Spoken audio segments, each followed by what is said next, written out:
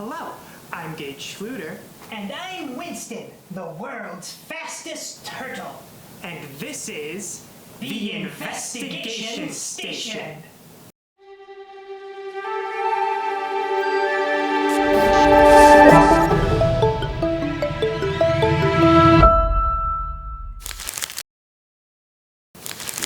Today we have the question, why do clouds make shapes? From Gigi.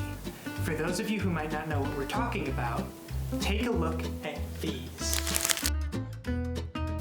I think this cloud looks like a bear.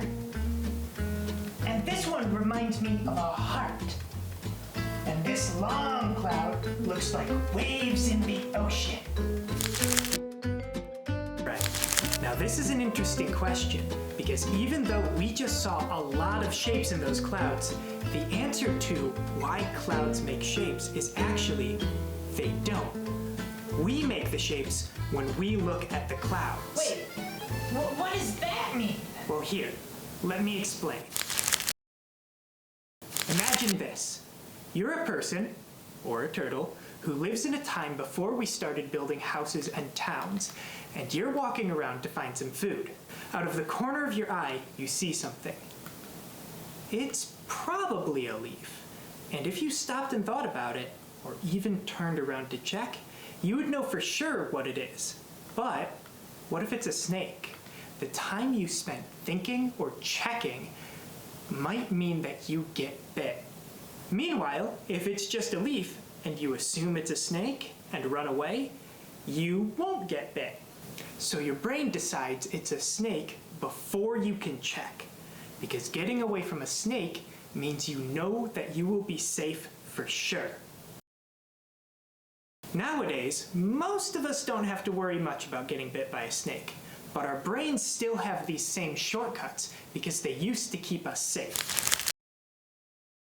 This shortcut is called pareidolia, and it's the same thing that makes us see shapes in the clouds.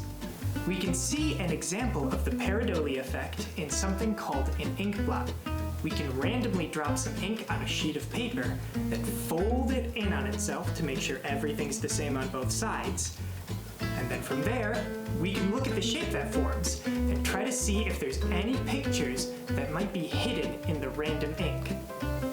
Now, when we made this ink blot, we know for sure that there wasn't a plan for any shapes it would make, but our brains really like patterns.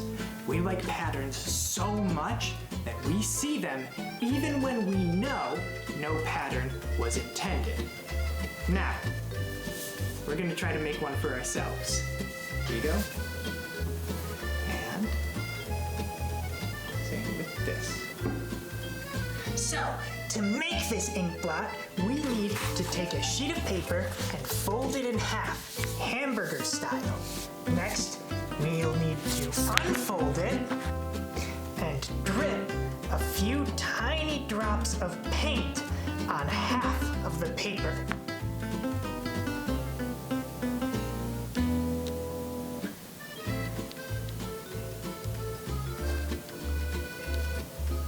And then we'll fold the paper in half again along the same line as before and press it down so it squishes out all nice and flat.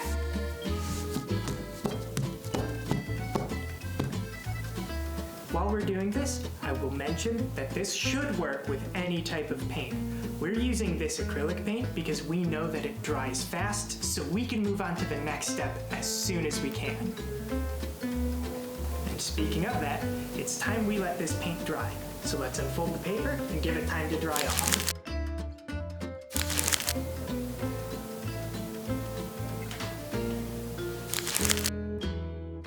Okay, it's been a few minutes, and now we have an ink blot made.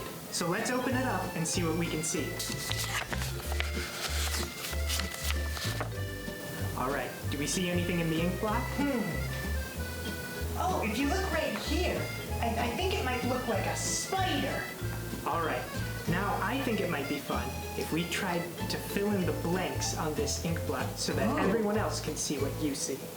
All right, I said that I saw a spider. So in order to make this look a little more spidery, I might just draw in some brains at the front.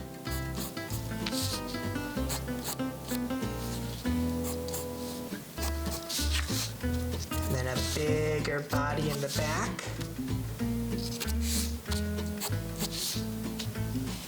And maybe some details that might imply that these are eyes. Because spiders have a lot of eyes, you know?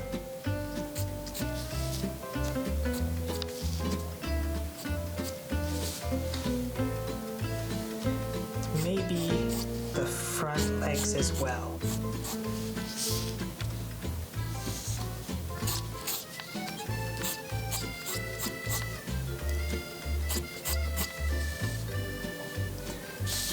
There, our spider. Now hopefully, we've shown that our brains really, really like patterns, to the extent where we find them in places where they're not really meant to be. Wow, well, is there any other kind of pattern that we jump to like that? Well, not necessarily in the same way.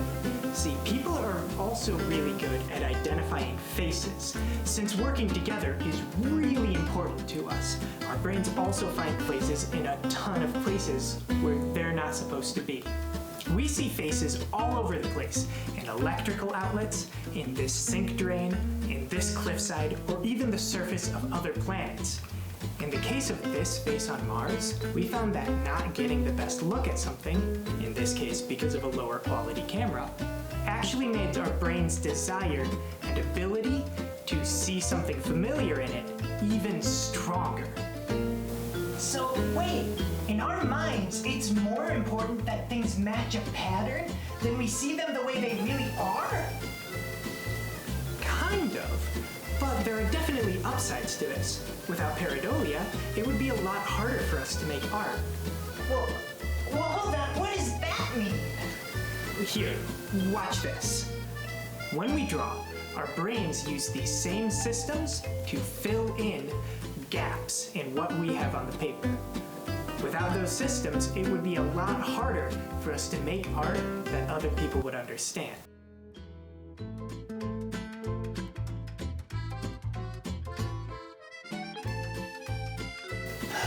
You mean like my fridge art? That was our joke for this episode. Hey, Gage, does everybody experience pareidolia the same way? No, it doesn't seem like it. There have been cases of people without this process.